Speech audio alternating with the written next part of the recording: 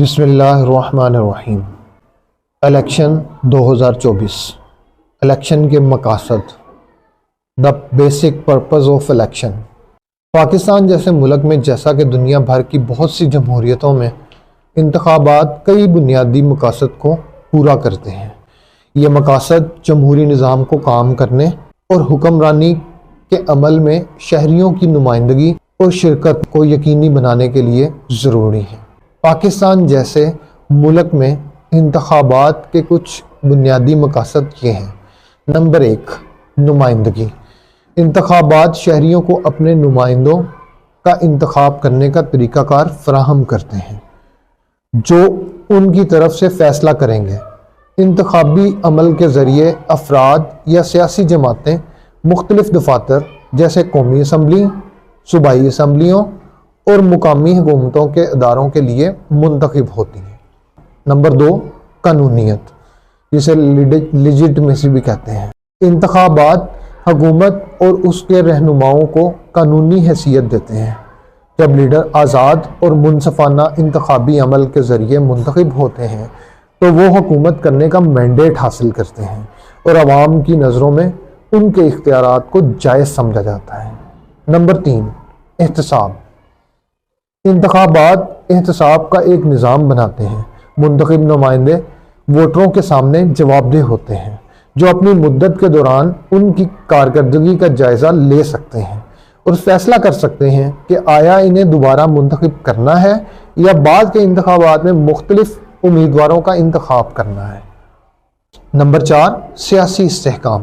باقاعدہ اور منصفانہ انتخابات اقتدار کی منتقلی کے لیے پرامن اور منظم ذرائع فراہم کر کے سیاسی استحکام میں معاون ہوتے ہیں۔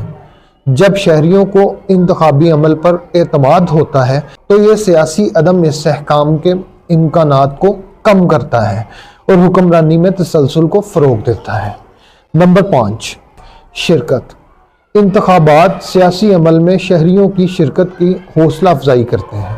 ووٹنگ کے ذریعے شہریوں کو اپنی ترجیحات کا اظہار کرنے، فیصلہ سازی کے عمل میں حصہ ڈالنے اور ملک کی سمت کی تشکیل میں فعال کردار ادا کرنے کا موقع ملتا ہے۔ Number 6، policy mandate.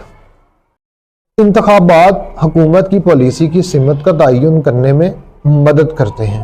سیاسی جماعتیں اور امیدوار انتخابی مہم کے دوران اپنے پلیٹ فارمز اور پالیسی تجاویز پیش کرتے ہیں اور جیتنے والی پارٹی یا امیدوار سے توقع کی جاتی ہے کہ وہ ان پالیسیوں پر عمل درآمد کریں گے جو حکمرانی کے لیے ایک واضح مینڈیٹ فراہم کرے گا۔ نمبر 7، تکثیریت اور تنوع۔ انتخابات معاشرے کے اندر متنوع آراء اور مفادات کے اظہار میں سہولت فراہم کرتے ہیں۔ سیاسی جماعتیں اکثر مختلف نظریات، نقطہ نظر اور سماجی گروہوں کی نمائندگی کرتی ہیں جو حکومت میں تکثیری اور متنوع نمائندگی کی اجازت دیتی ہیں۔ نمبر 8، انسانی حقوق۔ انتخابات جمہوری معاشروں کا ایک بنیادی پہلو ہے جو انسانی حقوق کے تحفظ میں کردار ادا کرتے ہیں۔ وہ شہریوں کو آزادانہ طور پر اپنے خیالات کا اظہار کرنے کا ایک پلیٹ فارم فراہم کرتے ہیں اور انتخابی عمل کو انصاف، مساوات اور عدم امتیاز کے اصولوں پر عمل کرنا چاہیے۔